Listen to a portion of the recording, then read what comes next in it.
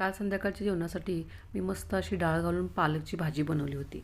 पालकवरून आठवलं, मंडईत गेल्यानंतर सर्व भाज्यांची खरेदी झाल्यावर पालेभाज्या खरेदी करायच्या.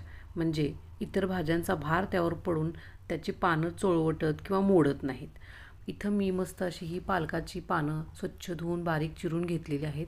त्यानंतर एका कढईमध्ये तेल तापवून त्याच्यामध्ये हिरवी मिरची, कांदा आणि भिजवलेली तूर डाळ आधी छान 2-3 मिनटं परतून घेतली.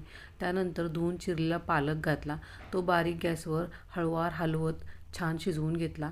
पालक जसा जसा शिजू लागतो तसा तो खाली बसतो, म्हणून कोणतीही पालेभाजी शिजवताना मीठ सगळ्यात शेवटी घालावं. मीठ घातल्यानंतर त्या भाजीला छानसं पाणी सुटतं. भाजी अगदी बारीक गॅसवर छान शिजू द्यायची.